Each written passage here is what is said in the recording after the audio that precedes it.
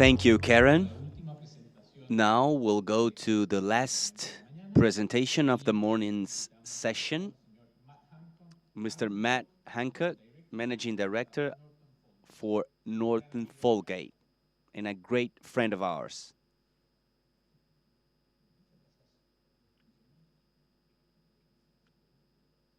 Thank you.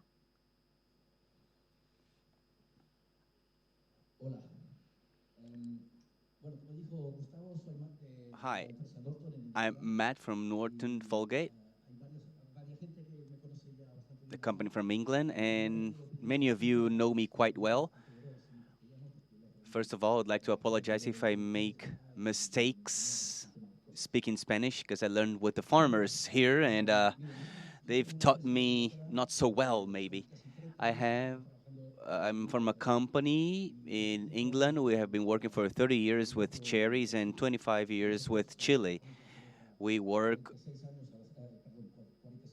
we work with cherries 46 weeks annually, and I have to say something that fits this presentation. There were two companies in Europe that failed me in my career. So this is to tell you how hard it is to sell counter season cherries in Europe. My question is how is it that we sell only 2% of Chilean cherries in Europe and a little bit more than 1% in England, a small rainy island with 70 million people? I don't want to include all the data from SOX, things that you know better than I, because, well, numbers are terrible. I want to talk about what happened this last year and share some comments and suggestions.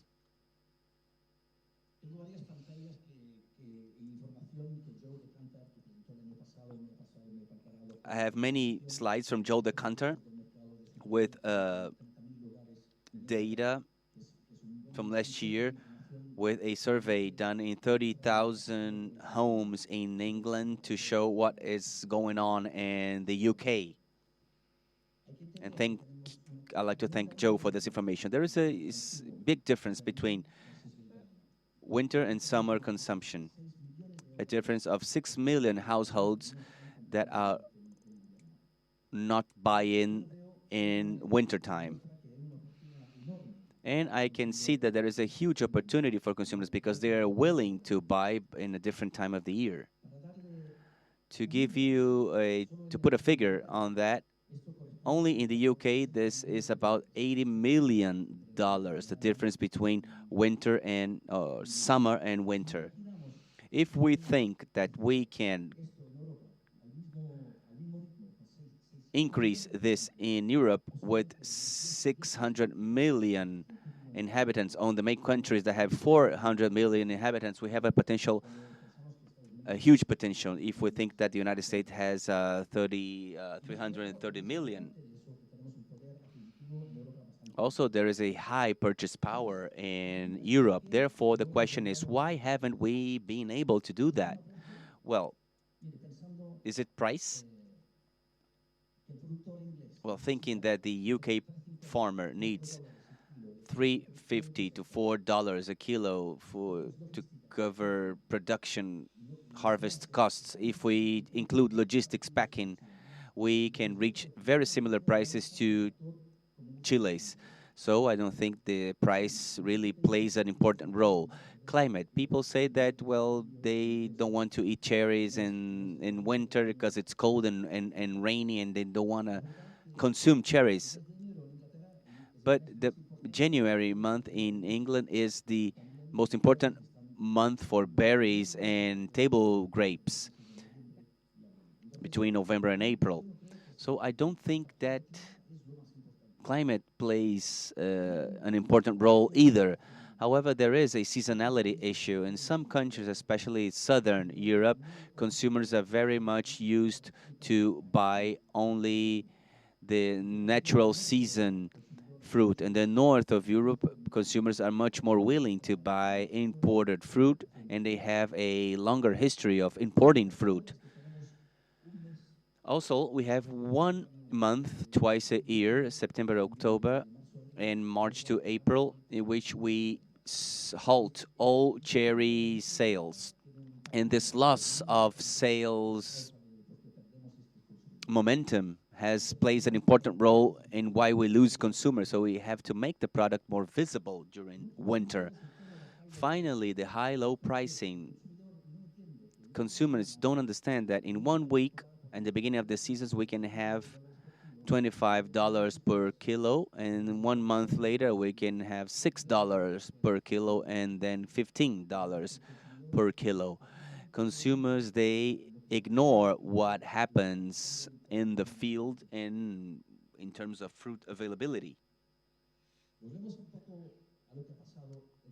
Let's go back a little to what happened in the last 3 months. Here we have information from the buyers we have lost. There are 6 million in values that we have lost in households between last year and this year. 15% of consumers lost in the cherry sector. So what happened? We can see that this is a trend that began in 2022, especially in May, June. And this begins with the Ukraine crisis and also the energy crisis that hit us very hard in Europe, much more than other parts of the world. And this is quite easy to understand. The fear of consumers regarding these two issues made them go back to more traditional and simpler foods. For example, this has to do with the stone fruit category that are suffering as well. But cherries are suffering more because it is a completely discretionary spending. So the fruit in the fruit fight, we are losing sales. Here we have the switching data for the last 4 months, and we can see that in the UK cherries has more than 3 million pounds have gone to other like fruits like blueberries, strawberries, citrus, apples, and tropical fruits. So when I saw tropical fruits, I was overwhelmed. But this shows that weather or climate is not a factor because they are increasing during winter. Yes, citrus is a classic fruit for the winter, but also there is an argument that the Ukraine crisis and the energy crisis makes people go back to more traditional products. So why are we selling so little? Well, the Ukraine issue, especially in continental Europe, this plays a huge role. The energy costs. There is hope in the future. We have natural gas prices in Europe that are going down, and we believe that in July this year, a new situation will be in place. Also, inflation. You know that Europe has been suffering with inflation, almost all countries above 10%. For South American countries, this is quite normal, but in Europe, we have two generations that have lived with inflation rates between 0 and 3%, and many consumers do not understand how to react in such a market with such high inflation. And this, well, generates more fear. Also, the seasonality aspect. That is an issue. We have to set up a communication strategy to make people know that cherries are available in the supermarkets, in the alleys. Now some personal comments and place cherries within the more general world of foods. The world has let unhealthy food dominate the marketing space. 66% of UK citizens are overweight, and I am an example. The NHS spends 180 billion pounds in lifestyle related diseases. We can get a little bit of the money to promote fresh fruit. It's a lot of money, and this could lead to great changes. Right now, we are working on a project with the government to discuss this issue precisely. In the 80s, 15% of the household income was spent in fruits, vegetables, and fresh food. Nowadays, only 26%.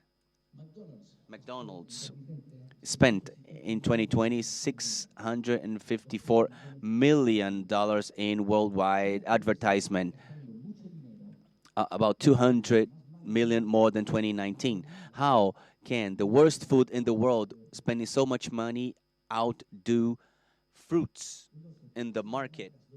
So what do the leading brands do? Apple, they launch new iPhones every year. And in my home, well, the previous model worked just fine. But the point is much more complicated. They are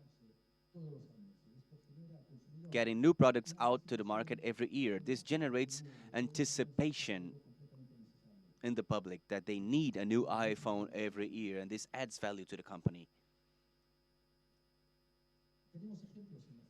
There are examples in fruit in which the brands are working. The berries sector shows varietal a great variety mix that generates new experiences for the customers. But cherries are is having a hard time. There are Apicota in Spain has differentiated itself in the market. This can be Sequoia.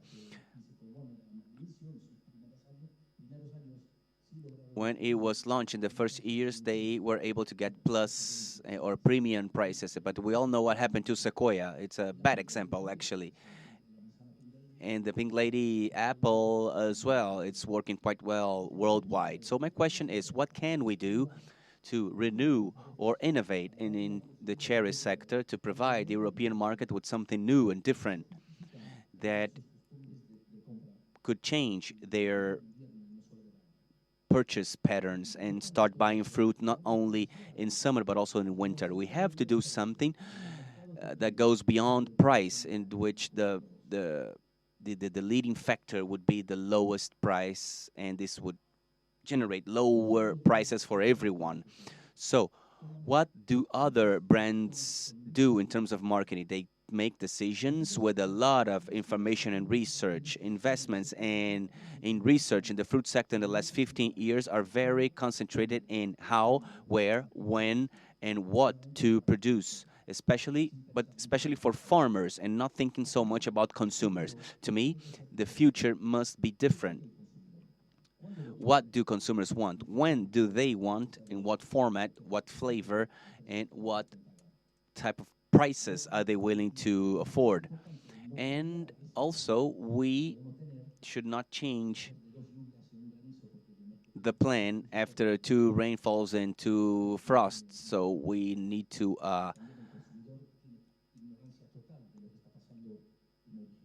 keep things as they are, because consumers, they do not know what is happening in the field. There are a few companies with strong partnerships with supermarkets in Europe for cherries.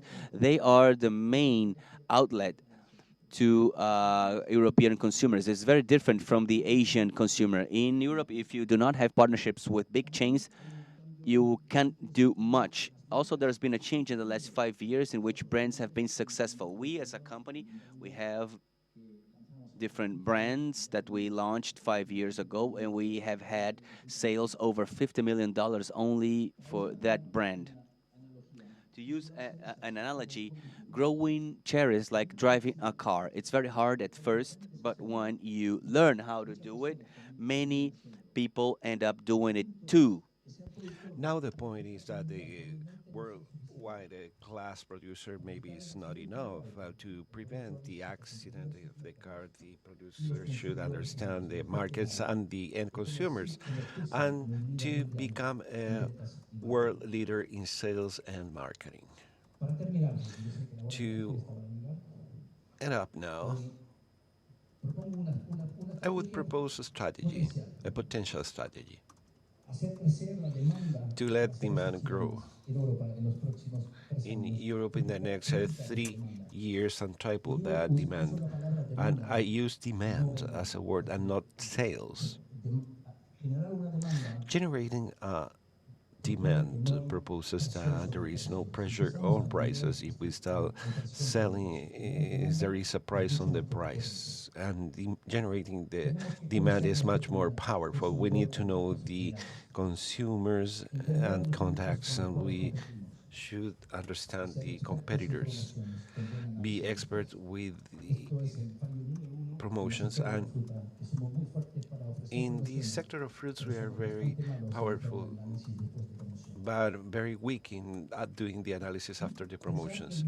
We should think that the market should not be blamed. This is a symptom, not the cause for a bad price. The law is the microeconomy that is based on prices. You are very strong in handling information. In the case of Chile, this is very advantageous compared to other countries. Then we have the quality issue. I had never gone to McDonald's to buy a Big Mac. And finally, we are competing with this kind of products, and the other has the same flavor all over the world. So this is the same thing that we should achieve with the cherries. So the Chilean business should change the shape, but we have 10% of these fruits that are not good enough. The final point is that this is not a small scale business today in Chile. It's a big one, important, and require plans and investments and sales for 140,000 boxes that you will have in the future.